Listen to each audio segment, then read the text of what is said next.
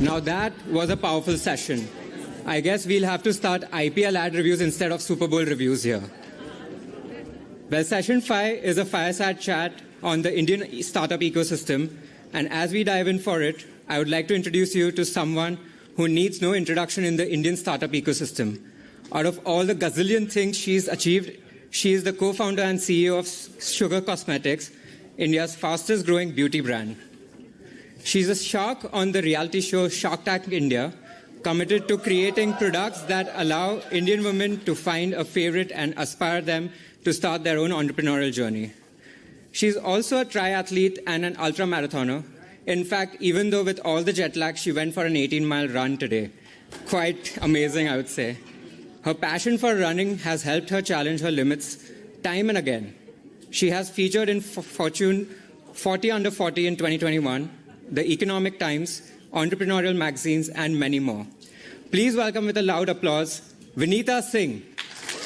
The moderator for this fireside chat is our very own Aman Vijay, co-chair, Kellogg IBC 24.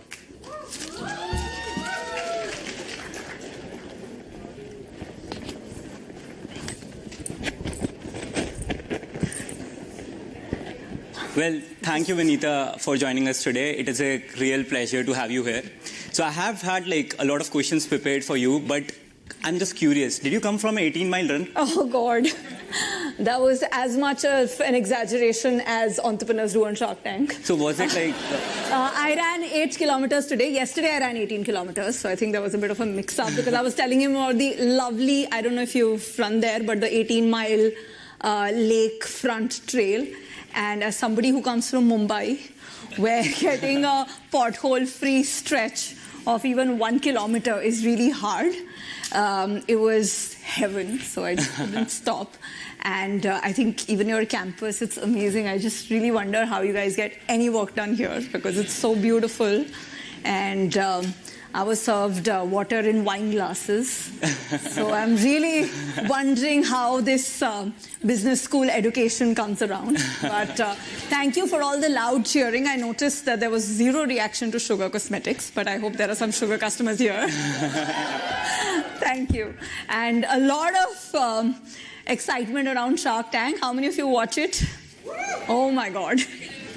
Yes, I've been hearing from all of you about how you've, watching while gymming. And I was like, wow, B-schoolers here are gymming. That's very impressive.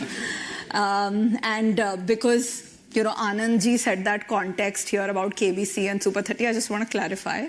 Shark Tank में कुछ acting नहीं होता है, सब असली है.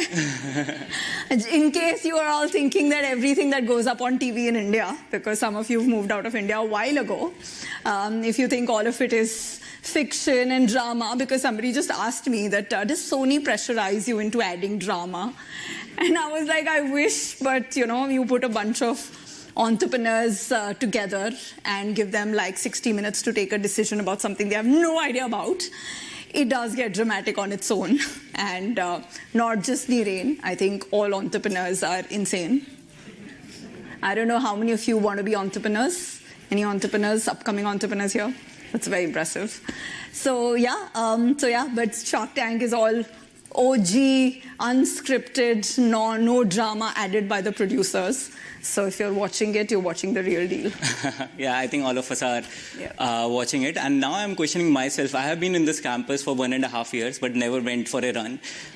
So probably... I actually started my running during B-school days because it gets so stressful. It's like my meditation. So I have 2 months left. I should probably start. Yeah, make the best of it. And I think, I took a couple of weeks to come back to you on coming here and doing this when you'd reached out. But what I did not know, and I just got to know from Arpita, who I was talking to, is 50% women here at the batch of MBA. That's really, really impressive. Yeah. Well done, and a woman dean, that's what I've heard. Very impressive. If I'd known that, I would have said yes in 2 days. Because, no, not because I don't like men. I love men, but every time somebody comes and gets a picture, which just happened at lunchtime, a bunch of people came and took pictures, and every time somebody takes a picture, they always say, it's for my wife, it's for my daughter, it's for my mother. And it's not that if you had said it's for me, I would have said no to it. But I get it. Growing up, I always felt a lack of role models. I read like hundreds of books on entrepreneurship, and it was never about women. So the first thing that I doubted when I had like the lowest points in my life was whether women can become entrepreneurs. So I get, when I meet like 8-year-old girls at airports who come and tell me that, I really want to become an entrepreneur, that whatever I'm saying connects more to women. Yeah. And sometimes the guys only want to ask me about Ashni Grover. No offense there, but so which is why when I get an opportunity to speak to a bunch of women, I'm even more happy because I remember that I know that it's going to make an impact, and hopefully this session will. So I'm very excited about this, and especially about the fact that I'm getting to speak to a bunch of so many women and so many would-be entrepreneurs. Yeah, and we also wrapped up Women Plus Week at Kellogg. So shout out to the organizer for that. Awesome. And yeah, so our values completely align with yours, and we are excited that we have a role model like yourself, whom women of this age and entrepreneurs can look up to. So before we start, just wanted to give a quick overview of the conversation we are going to have here. So we are going to touch upon 4 areas. We'll begin with going back to your V school days and learning about your 17-year journey, both highs and lows. We'll then move on to your company, Sugar Cosmetics, and your expertise and insights in the D2C ecosystem. And following that, we will touch upon your role as a woman advocate in the entrepreneurial landscape.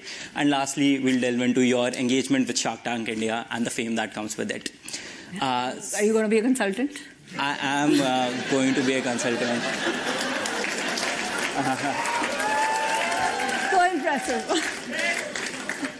Well, you can't hide I'm it. going to ask him to design all my firesides this time. It's like so organized. Yeah, so before we begin, I have a really good proposal for you. So if you agree to... I'm married. Damn it. Okay, let's move on then. Okay, so if you agree to hear my Shark Tank pitch after our discussion, I'll only ask the easy questions, and probably you'll save me from the consultant life. Yeah, what I know for sure is that one of the questions I ask very often you'll know the answer to, which is cohort analysis. I heard it's all cohorts here. Somebody told me like 136, 132 are the coolest cohorts ever. So at least that part of it you'll know the answer to, how to get that right, because it took me like at least 30 VC rejections before figuring out what the hell a cohort is. Okay, so let's begin. My first question to you is like taking you back to your B school days when you were probably in our shoes and you had a great corporate career lined up. But you decided to forego that to start your own venture when probably entrepreneurship was not the cool thing to do. Yeah. So why did you do that? What was your headspace back then? And since it was a risky venture, did you have any backup plans? So back in 2005, we didn't have opportunities like the IBC. You guys are really lucky. I mean, people like Kanwal sir, who I've been reading about for years, and it's the first time I actually got to hear him in person as well. You get to beat them while you're still studying. In 2005, when I was at IIM Ahmedabad, there was no culture of entrepreneurship out of business schools at all. It was literally out of a batch of 200. There were literally like 4 of us who were the only ones who had actually decided to start up, and it was considered to be the stupidest idea. But the idea of that didn't happen then. It happened a few years before that. So I went for my engineering to IIT Madras to do electrical engineering, and I remember I was on my first flight from Delhi to Chennai. And I decided, I mean, I was getting mechanical engineering in Delhi, and I had zero interest in electrical engineering because it would get me out of my home. Because my parents were in the AIMS campus, which was 2 kilometers from IIT, so I would have to stay at home. And the only thing that I wanted was like hostel and freedom. Any girls who've grown up in Delhi, you know how tough it is. And I was on that first flight getting my ticket to freedom, and I heard somebody talk behind me introducing to somebody else saying that I teach at IIT Madras. And when I heard that, I swapped my seats with a couple of people and went and sat right next to him because, that's one thing that I early on was doing, always go seek mentors because something great comes out of it. And I was like, the IIT Madras flights, the Delhi Madras flight was like 3 hours long, which I later regretted. But anyway, so I sat next to him and I told him I'm joining electrical engineering next week and I'm very excited. So he then introduced himself as the head of the Department of Electrical Engineering. And he was somebody who was really infamous back then because a lot of people advised me that whatever you do, don't take up electrical engineering at IITM because he was very infamous for flunking everybody there. And that's when I started checking when the flight lands, and it was going to be 2 hours, 45 minutes.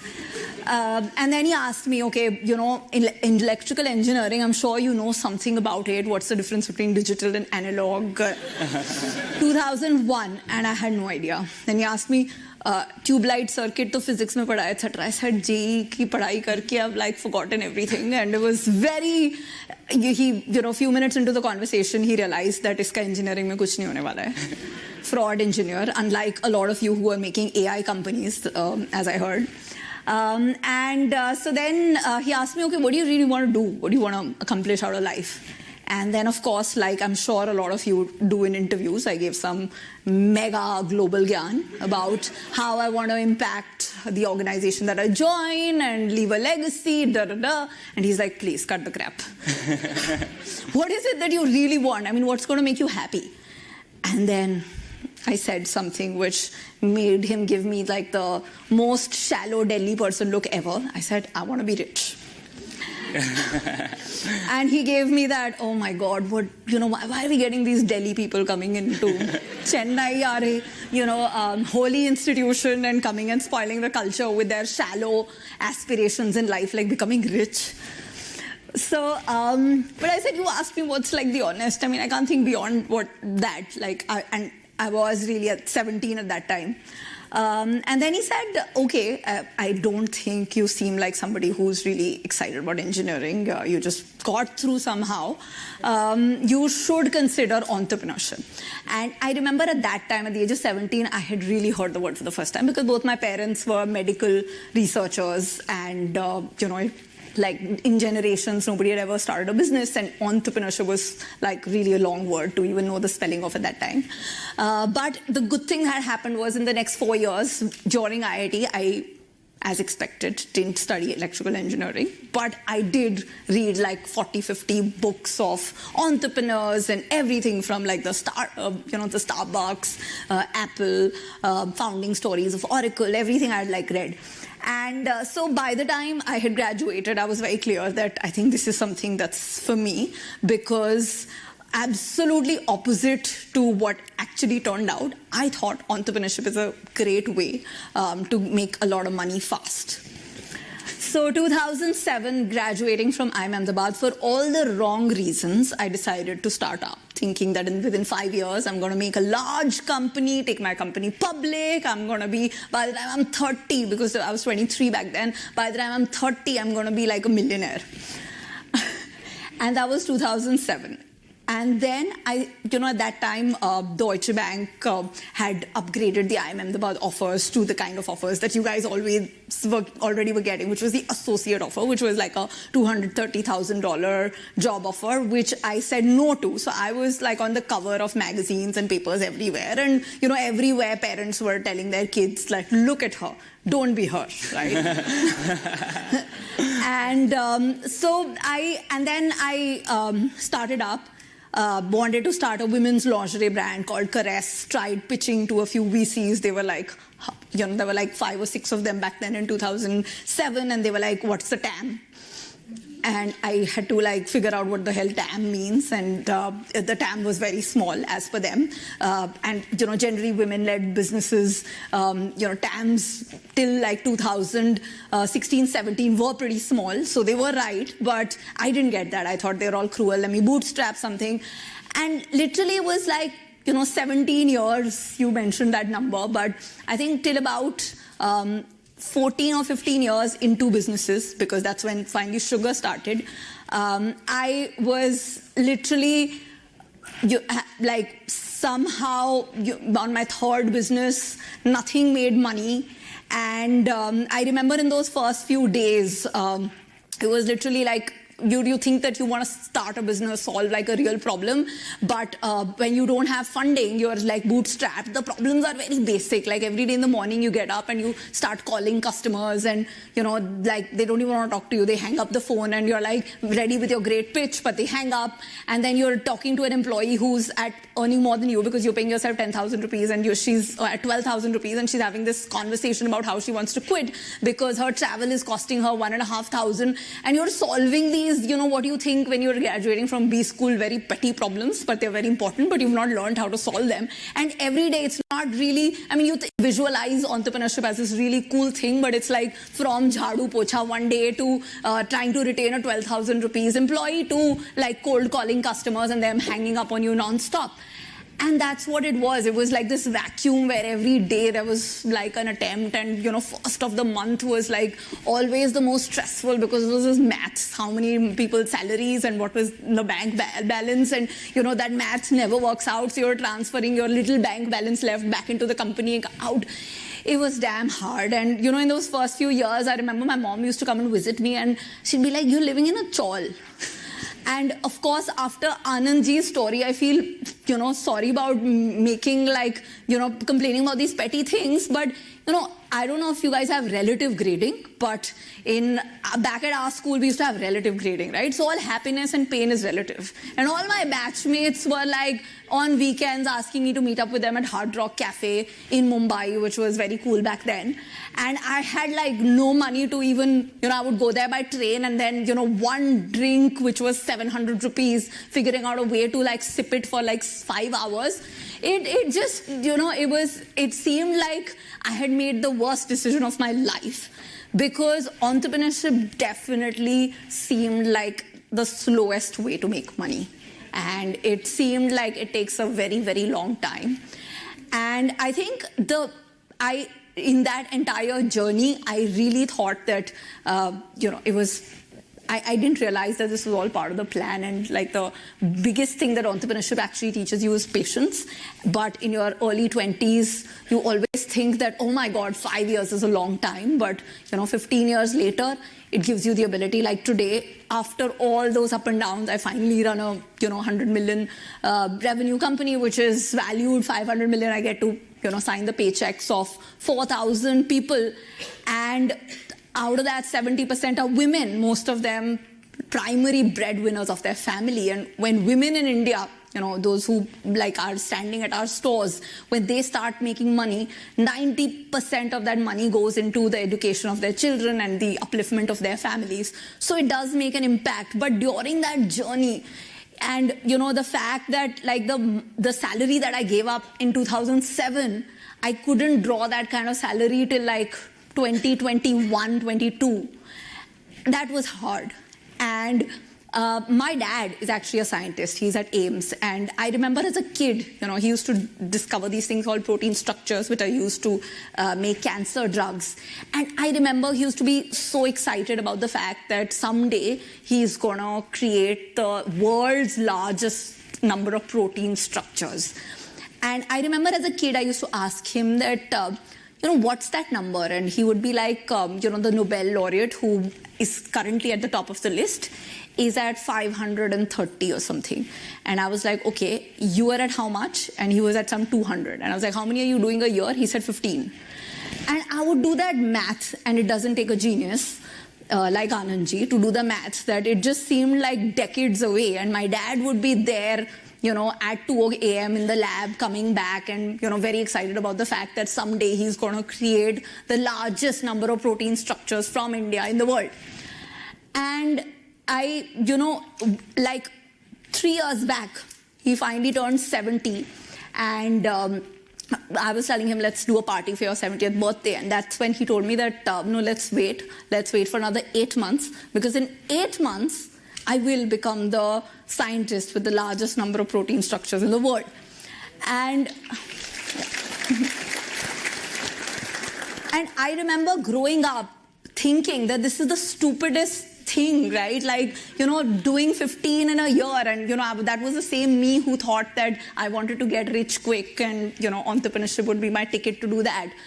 But I think I got it all wrong. So I started entrepreneurship for the wrong reasons. I had no patience. I really thought that as a 23-year-old, I knew just because I had done well at IIT and IIM exams, I knew enough to build a great business.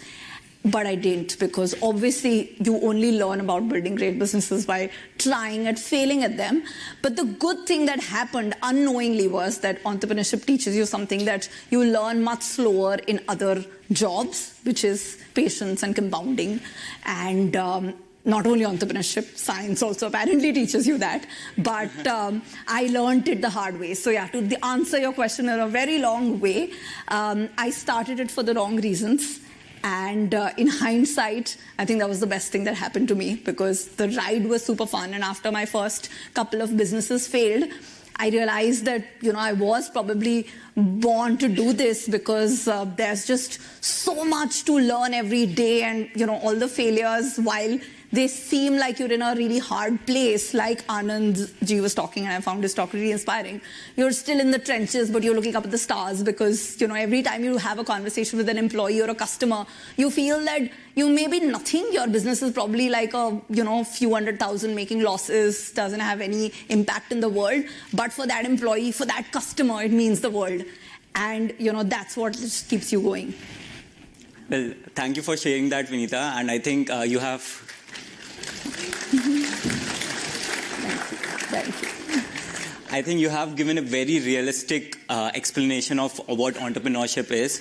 And basically, I think people just focus on the highs, but you explained your complete journey, which included lows and both highs. And I feel there are many entrepreneurs, and now they will have a more realistic expectation. But I hope we'll see many entrepreneurs coming out of this room after your talk. So moving our focus now to your company, Sugar Cosmetics, which is in the beauty and cosmetic space. And before that, you also had FabBags in the similar space. So why did you decide on this industry for both of your ventures? And what learnings did you have from FabBags that you incorporated in Sugar Cosmetics and build a new business model? Yeah. So for me, I think one of the things that I realized quite late is that because I was very passionate about building something for women consumers, and that was my first business, and then I tried and it didn't work, and then I bootstrapped something else. But because businesses take so long, like it takes decades to build a great business, sometimes people get lucky and it happens in 5 to 6 years, and that's what you read about all the time. But most businesses take a while, especially when you're building a brand. It involves trust. Trust takes decades to build. And so it's very important to do something that you're genuinely passionate about, because honestly, I mean, by now I think you've read the memo. You're not going to make money in the first 10, 15 years. So at least you might as well have fun doing it. So for me, which is the fact that women in India were going through this big transition. The transition was the fact that in the last 15 years, by about 12 to 13%, our literacy rate for women had improved. While the total number of women participating in workforce is still 25-26%, which is very low. There also we've come a long way. Younger women, for the first time in India, had control of their destiny in terms of what they wanted to spend on. Some of them had even access to their own income, own disposable income. And all of this was changing the way women were consuming. So I really wanted to be a part of this journey where, in 2014, before we started Sugar, about 15% of the online shoppers were women. Today, it's about 45%. And so FabBag was, when you graduate from business school, you have this thing about doing something very cool. So FabBag was this algorithm-based subscription where every woman could get curated products from across the world. And the thing about cool things is that sometimes they don't work. And in a market like India, sometimes subscription is so complex for even the Indian consumer to understand that it's very hard to scale that. I tried raising capital. A lot of venture capitalists rejected, saying that the TAM doesn't exist, and for a change they were right. I thankfully didn't go to Kanwal sir, because I'm pretty sure for the next 10 years he would have spoken about me saying that there was this dud. who came to raise for beauty market में subscription. She was such a dud and she didn't listen to me. But thankfully, he wasn't one of the people I went to and got rejected by. But then while I was doing that, while we were like getting feedback from consumers on the products we were giving, women were telling us, the problem is that none of this makeup works for us because all of these brands have created products for Chicago weather conditions.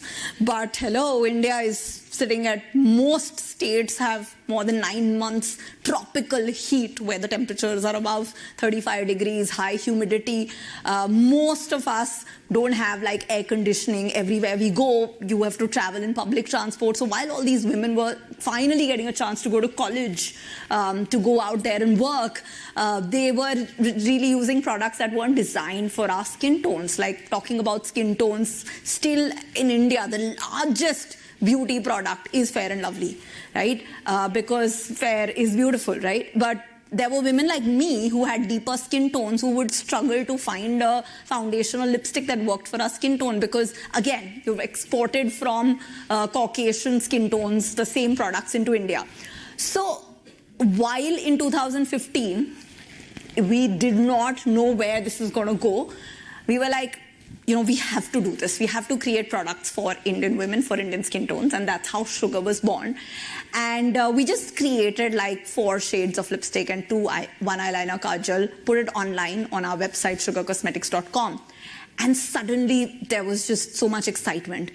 And I would have loved to take the credit for the entire journey of Sugar from there to now with the 3rd largest brand in the market, and it's a market which has Unilever's and P&G. I would love to take credit for that, but I think even more credit for that goes to the person who was sitting in this chair before me. Because what happened is that Jio made internet accessible in parts of the country where now 400 million people in India are on Instagram. India has the largest base on both YouTube and Instagram. For women, what is the most searched and highest engagement category on Instagram and YouTube? It's beauty, right? So suddenly there were 20,000 pin codes in India, which I could deliver in 3 days because of the fact that e-commerce became accessible. If you look at the journey India's gone through, what we don't talk about is the fact that literally 10 years back, our GDP was 1.8 billion, it's a trillion, now it's 3.5 trillion, right? Double. Internet users were 140 million. Literally 10 years ago, it's 850 million today. And all of this, lowest internet rates anywhere in the world, if you actually want to give money to a beggar, you can use UPI because 50% of the world's digital transactions are now happening in India.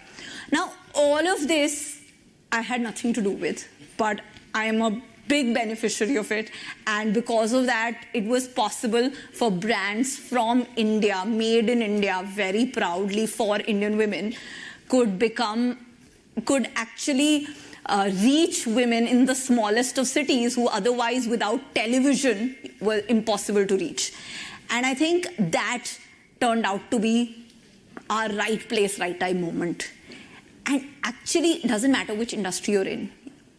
Every industry will go through this moment where you suddenly are in the right place, right time, like we turned out to be. But the rule is that for that, you have to first go through the other 3 quadrants in consulting language, right? So you have to go to wrong place, right time, wrong place, wrong time, right place, wrong time before you actually get there. Because, if you want to start saying that I'm going to build my first business and be at the right place, right time, well, like a lot of others have read the report. So now in the last 3 years, so many brands being built in India.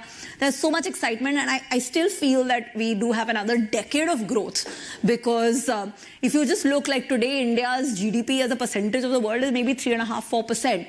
If the $20 trillion, which is possible because we're growing at like 7–8% in spite of the USD INR conversion every year, if that happens within like a few years, we'll be 10–11% of the world's GDP.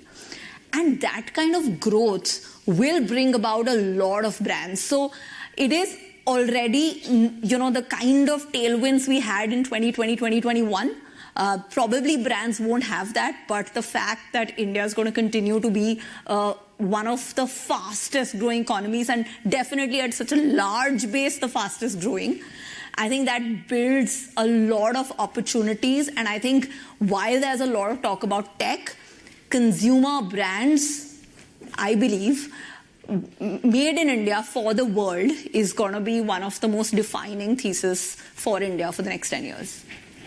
I think I'm glad to hear that India is becoming such a big powerhouse for consumer brands. And it was particularly insightful for me because I only know a face wash brand that I use, and I have no idea about beauty and cosmetics, as you can see from It's not Lifebuoy, no? No, it's I think that's Cetaphil or something like that. Yeah. Okay. But yeah. You are still, by not using Lifebuoy on your face, you're still above the average Indian man. Oh, really? Which is why my next project is Indian men. I used to use that till 18, I guess, but somehow changed it. But men need moisturizer and sunscreen also. Yeah, my girlfriend did tell me that, but I'm still... Like all the other things, you didn't listen. That's why he's making proposals to other women. Talking of women, you have been a clear advocate for women in entrepreneurial landscape. My question is, how do you think your journey would have been different if, let's say, a male counterpart of yours would have followed the same journey, started the same company? उसको पता ही नहीं होता वो Lifebuoy लगा रहा होता कि क्या बनाना है. Okay, maybe different industry. And now that you are in a leadership position, what active steps are you taking in terms of promoting women in the workforce and removing any biases that exist? Yeah. So I'll ask you a question. Who runs faster? Okay, raise your hands. Do women run faster or men run faster? Okay, let's say. Do men run faster? It's a rational question. Don't say, I'm not yeah? Okay. How many of you think women run faster? Some didn't raise their hands. Okay. So, exactly. I think another consultant there. It depends on what distance it is, right? So, up to 100 kilometers, actually men are faster. In the 100 meters, 10K, 21K, men are much faster. And the gap starts converging at about 160 kilometers. And after that, actually, beyond 160 kilometers, because it's a lot about endurance and ability to handle pain, which not surprisingly, labor actually helps us with. Women get faster beyond the 160 kilometer mark, right? So it's actually everything that we do is about the context.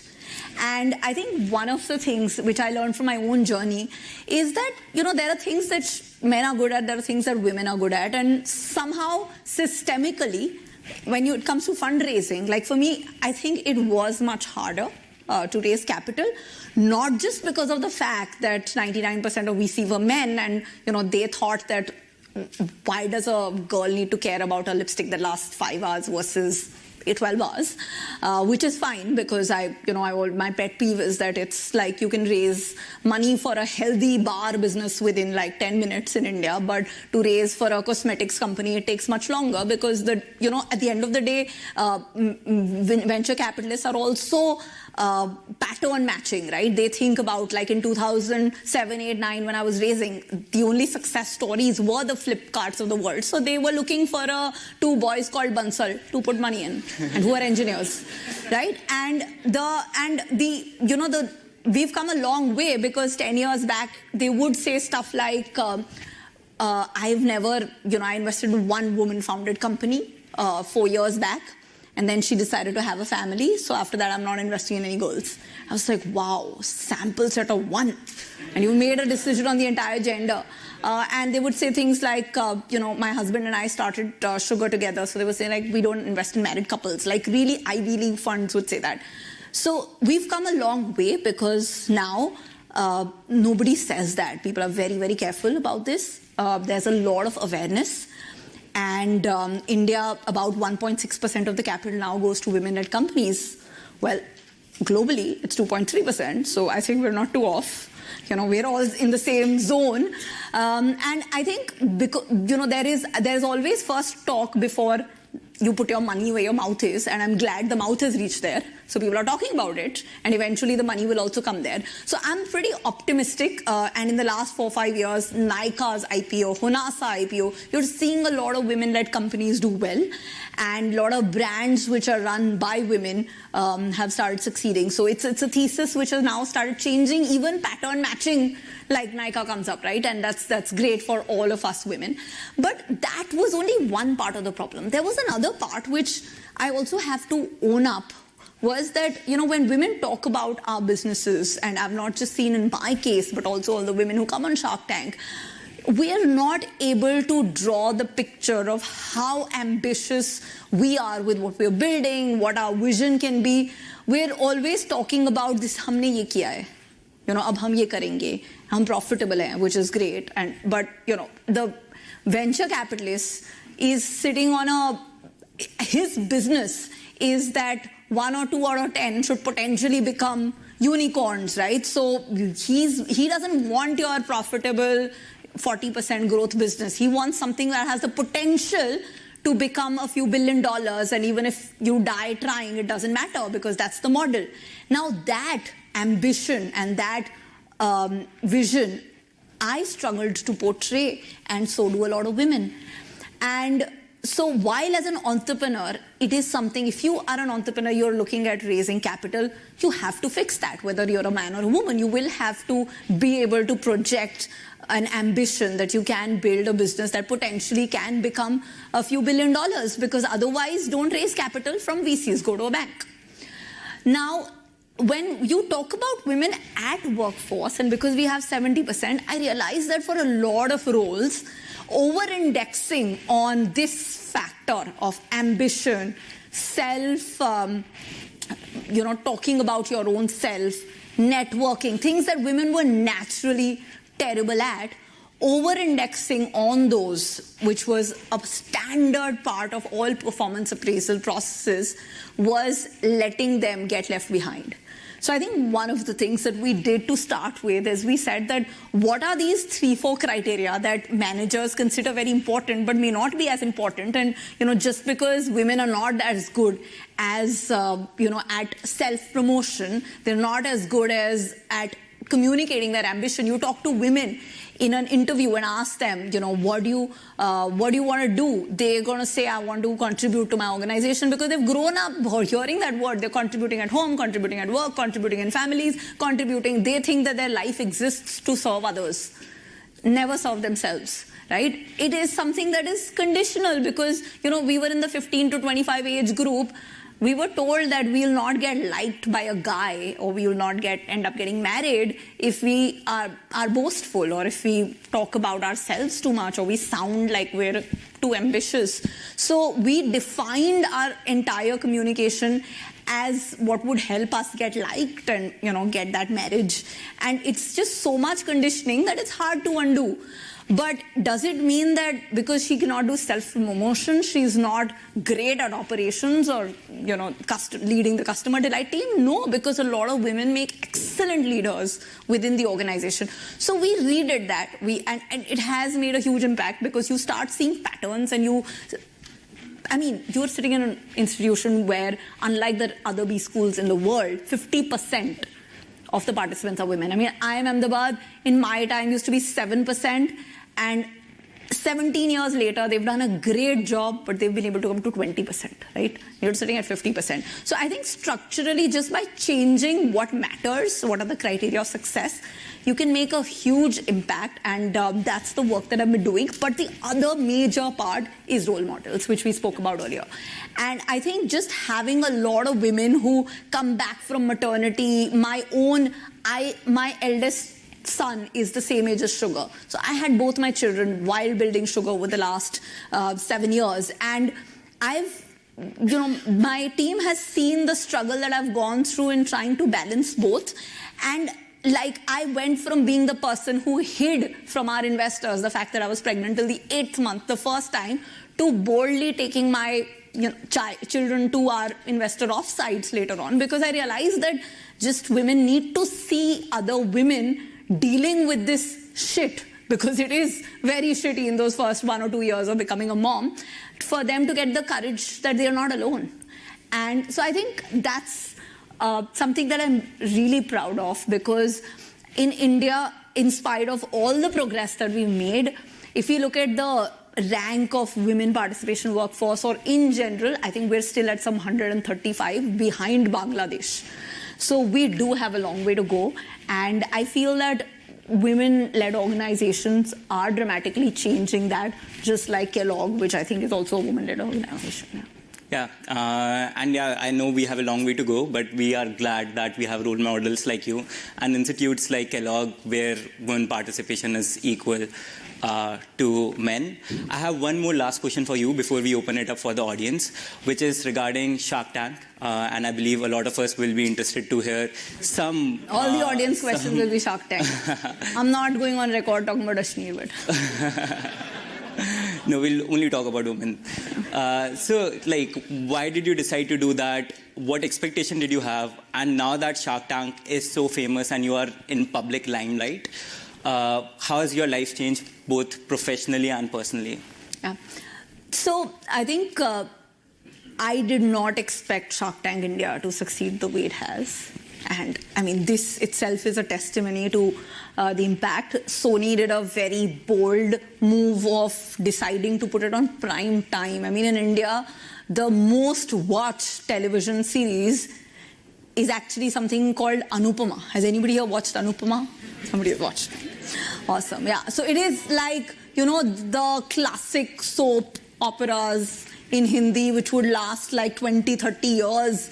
And like, it is exactly that, and that's what Indian television audience is still about, because like we've been talking about it, India is, you know, 150 crore, 1.4 billion people, and there are a lot of people who are just, you know, living in extreme poverty, and for them, those 2-3 hours of television that they get to watch at night is just something they want to watch, something which takes them out of their misery of, you know, the everyday existence and the poverty, and Anupama works.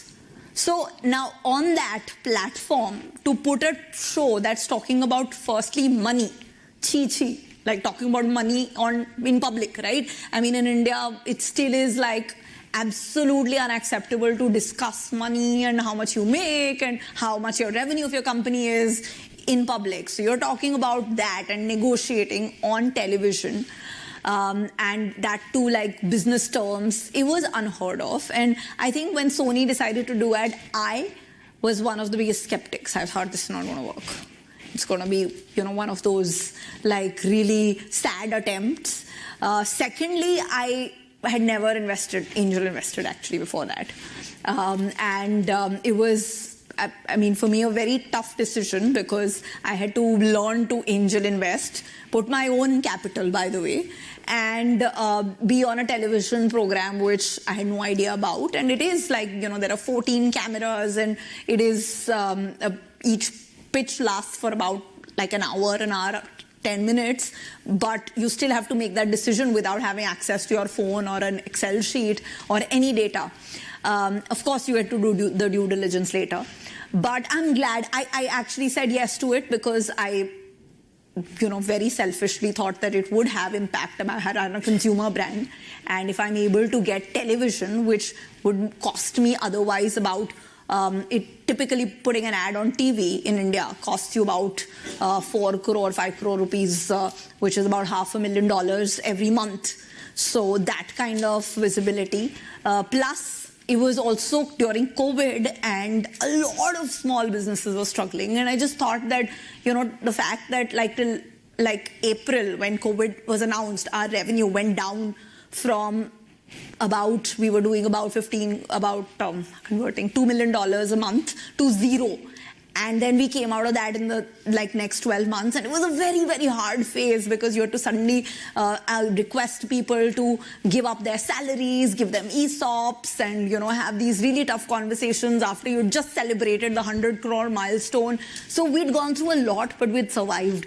And I just thought that being able to share that story with all of these other entrepreneurs who are probably on the verge of shutting their business down. It's a massive opportunity. And that's why I said yes. And it was a blast. It actually really took off. And today it is in India. I mean, if you look on OTT, it's the second most watched show.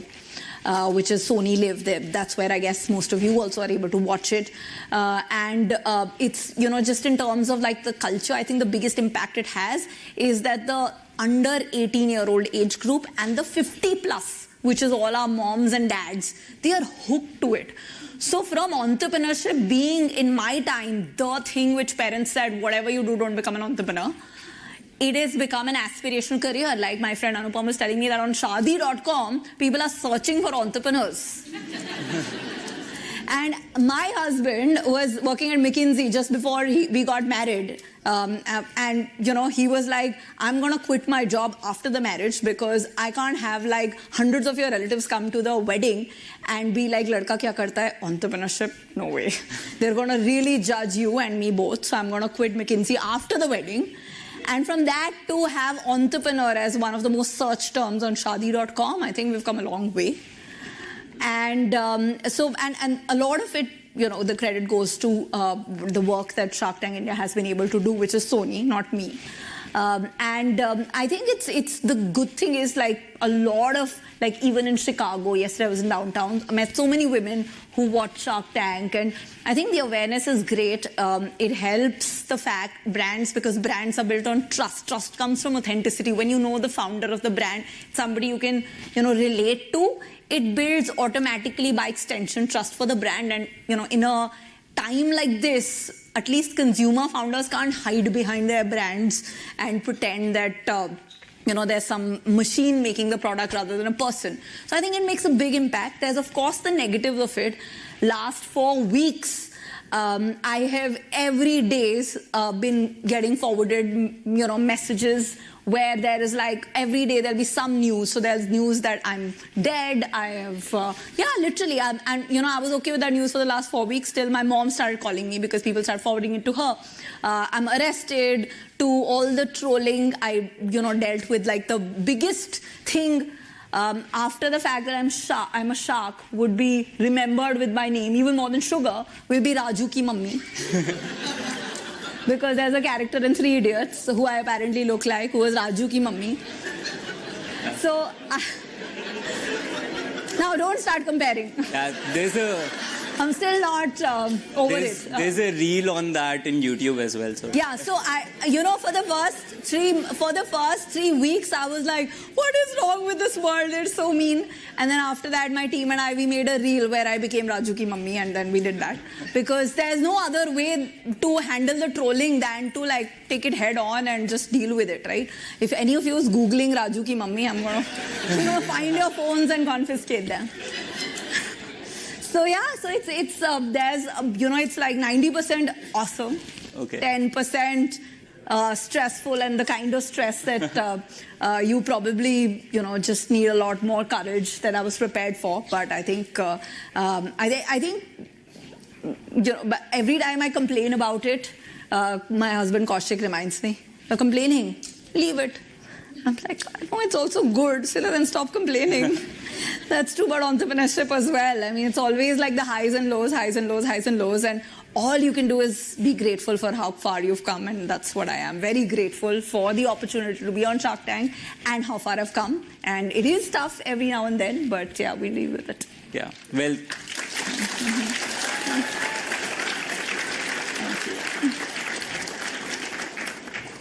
Well, thank you for sharing that sneak peek into your Shark Tank life, Vanita.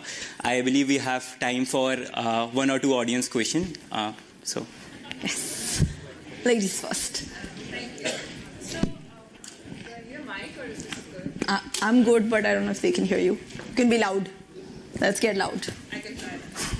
It's fine. So you were speaking about like building brands for India, right? 2015, you probably like brands were also catching up, but like we heard all of this morning, the global brands are trying to fit the local needs.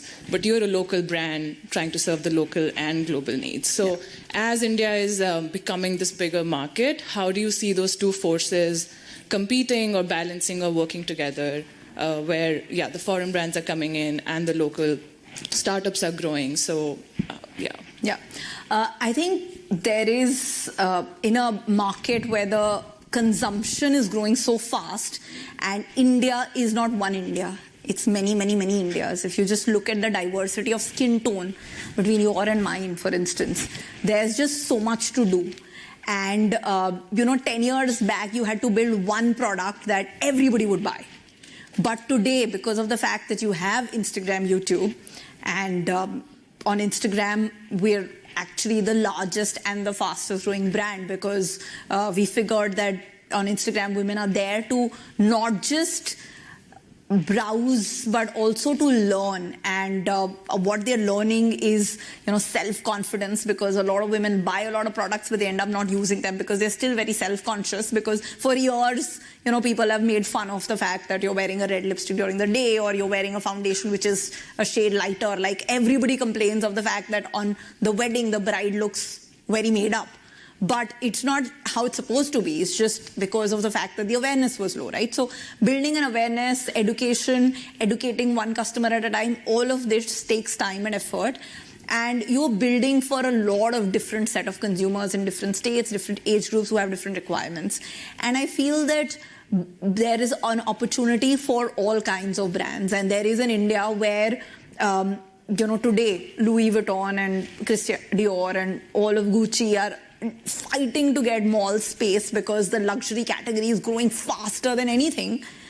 But there's also 98%, I would say for this category, it's like 99.999%, that's never going to be able to afford even maybe a fake Gucci or a fake LV, right? So there's growth happening here where the lower middle class and the people who can't afford things are moving to the middle class. And then there is this creamy layer, which is the 1%, which is exploding.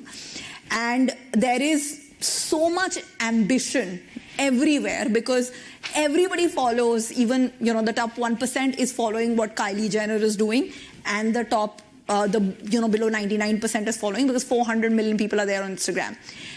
They all aspire to have the best products. Some can afford the global brands, and some cannot afford the global brands. And I think the biggest opportunity for Indian brands is going to be to build something that's aspiration, that is global in standards, but in a way that suits the Indian aesthetic and in a way that's affordable to a large part of the country. And I think that opportunity involves a lot of starting from the Jugaad innovation to, really moving fast and changing with the consumer, which is harder. Like, we talk about global brands in India. For every logo change or, creative, they have to get an approval from France. They're slower. It's not that they're not going to be able to become big, but they will grow at their own pace. But like, the Indian brands are able to move much faster. And at the pace with the consumer is changing and the diversity of consumers, you need both. So I think both are going to happen. The part which I'm most excited about, which I don't still see happening, is can Indian brands go global?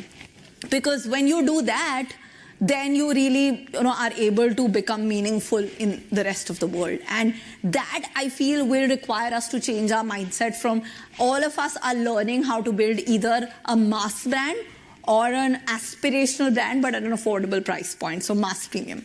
But the Sabyasachi journey, I feel it's not a VC investable category, but in the next 10 years, there will be founders who will crack that as well, which is taking the goodness of Indian Ayurveda, Indian wellness, Indian yoga, and to the world in an aspirational way and build brands from India for the world. Well, I think we are about time right now. You're the boss. But thank you so much, Vinita, for having this conversation with us. It was really entertaining and insightful. We are glad that you are here. And yeah, again, thank you so much. Thank you, and go for a run. Thank you.